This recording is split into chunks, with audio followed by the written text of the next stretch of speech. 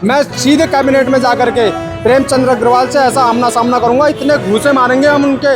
मैं बार बार कहता हूं कि वो सड़क मंत्री नहीं है, वो सड़क छाप मंत्री हैं। उन्होंने नेगी जी को पीटा ऋषिकेश में अपने हाथ में डंडा लेके। सदन के अंदर मंत्री प्रेमचंद अग्रवाल द्वारा पहाड़ियों से ये कहा गया कि ये प्रदेश क्या साले पहाड़ियों का है। मेरे पहाड़ में आग लगी है क्योंकि पहाड़ियों को गाली दी जा रही है सदन से। सनातन धर्म को खिन्न भिन्न करता है।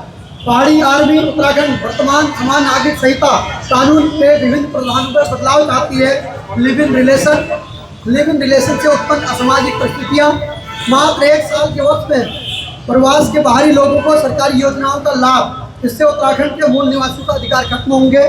यदि उत्तराखंड में वर्तमान बीजेपी की सरकार पहाड़ी के स्वाभिमान को ललकारा जा रहा है और देश का संविधान और वो भी मंत्री पद पर बैठा हुआ व्यक्ति, उनको कतई ये शोभा नहीं देता।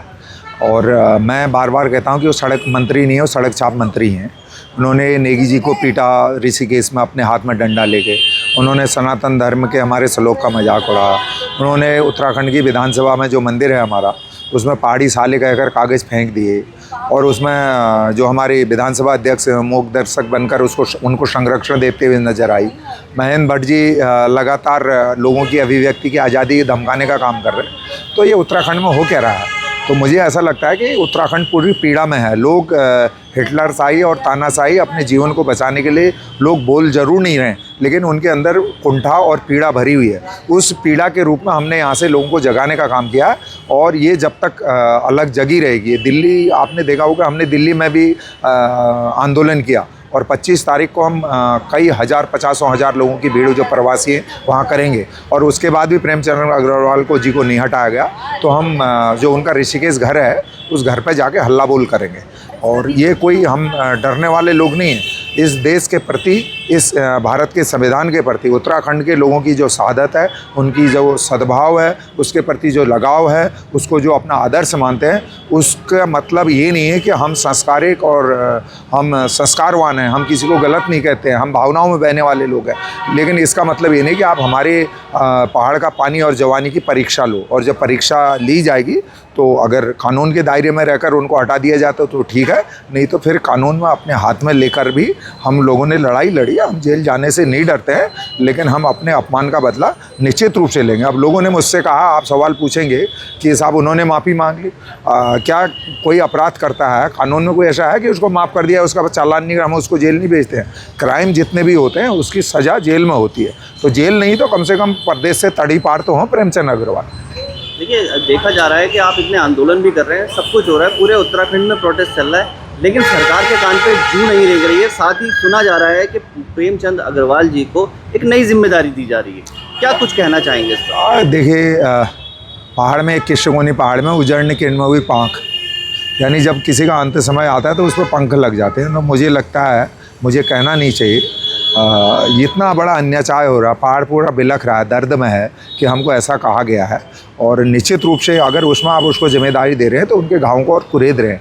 और जब घाव कुरोदा जाता है, उसको बार बार जख्म दिया जाता है, तो नासूर बनकर उन्हीं का अंत करेगा। ये बीमारी ये इतनी जल्दी ख़त्म नहीं होगी। मैं जानता हूँ कि महिषासुर हैं, ये रावण है, ये दुर्योधन है, लेकिन इसका ख़त्म जो है जब होगा, जब ये इनकी सेना सारी धराशायी हो जाएगी, तब इनको लगेगा जिस तरह से धृतराष्ट्र रोए थे, फिर भी उनको नहीं आई कि मैं भीम को गले लगाकर मारना चाहते थे। तो मुझे ऐसा लगता नहीं है कि इनकी आंखें नहीं खुल रही हैं। ये सत्ता के नशे में चूर है, ये भ्रष्टाचार और अन्याय के नशे में चूर है। ये सोच रहे हैं हम लोगों को दबा लेंगे, हम सत्ता में बार बार हमको लोग दे रहे हैं, जन समर्थन दे रहे हैं। ये जन समर्थन नहीं है। आप किसी को पीट कर, किसी को प्रताड़ना देकर वोट ले सकते हैं, खरीद सकते हैं, लेकिन जो निष्पक्ष मतदान होता है उसके बल पर आप सत्ता पर ना बैठ पाए हैं और ना बैठेंगे। सुनील जी, अगर ये आंदोलन आपका काम नहीं करता है, सरकार कुछ नहीं सुनती, तो अगला कदम क्या होगा? नहीं, अगर सरकार नहीं सुनती, मैंने कहा जो जिस भाषा में समझेगा उसको उसकी भाषा में जवाब दिया जाएगा। अभी हम कानूनी लड़ाई लड़ रहे, लोकतांत्रिक तरीके से अपनी बात को कह रहे हैं।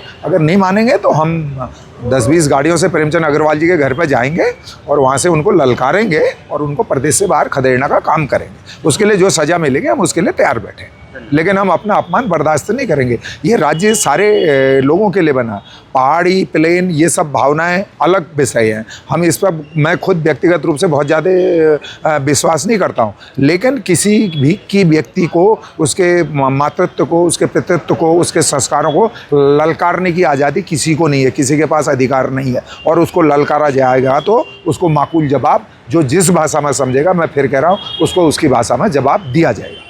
सदन के अंदर मंत्री प्रेमचंद अग्रवाल द्वारा पहाड़ियों से ये कहा गया कि ये प्रदेश क्या साले पहाड़ियों का है, उसको लेकर आज सारा पहाड़ी समुदाय एकत्रित हुआ है। और यहाँ पहुंचकर जो है हमने सिटी मजिस्ट्रेट के माध्यम से जो है माननीय राज्यपाल को ज्ञापन दिया है कि इस पे, क्योंकि संवैधानिक रूप में उन्होंने सदन के अंदर ये बात कही है तो मुकदमा हम दर्ज नहीं करवा सकते हैं, तो संवैधानिक रूप में इसका अधिकार केवल और केवल विधानसभा अध्यक्ष को है। तो विधानसभा अध्यक्ष इस पर तत्काल कार्रवाई करें और आवश्यक कार्रवाई करते हुए उनको तत्काल बर्खास्त किया जाए। और अगर उनको बर्खास्त नहीं किया गया तो मजबूरन पहाड़ी समुदाय को एक बड़े आंदोलन की ओर हम लोग ले जाने का कार्य करेंगे। ये आज आगाज़ था और अगर इस पे जो है कार्रवाई नहीं हुई तो जल्द जनता जो है अपने सदन बैठाएगी और फिर निश्चित तौर पर ऐसे लोगों को सत्ता से बाहर करने का काम करें। पूरे पहाड़ में आग लगी है क्योंकि पहाड़ियों को गाली दी जा रही है सदन से।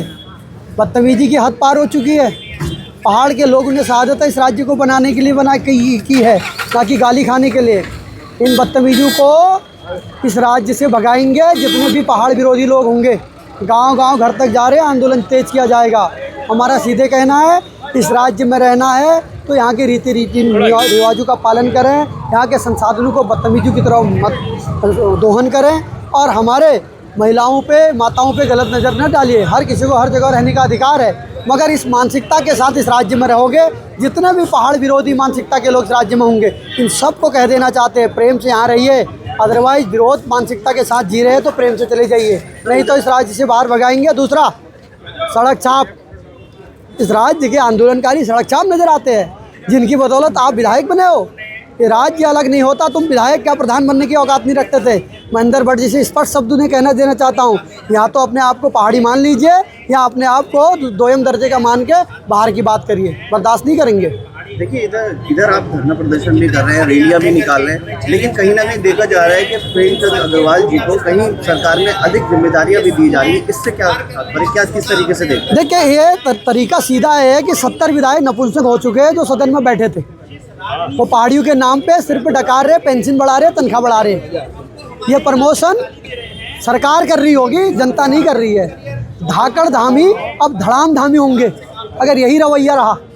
हम बर्दाश्त नहीं करने वाले हैं। पहाड़ विरोध तो इस राज्य में कतई बर्दाश्त नहीं किया जाएगा।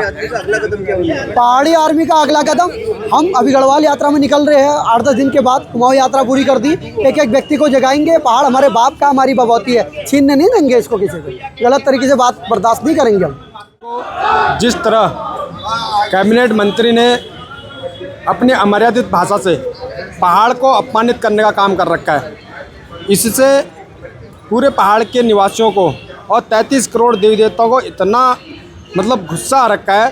ख़ास तौर पर मेरे जैसे युवाओं को, मैं कहता हूँ कि मेरे जैसे युवाओं को, अगर हमारे बुज़ुर्गों ने हमको यहाँ पर जन्म दे रखा है, हमारी माताओं ने हमको यहाँ पर जन्म दे रखा है, तो ऐसी भाषा सुनने के लिए जन्म दे रखा है क्या?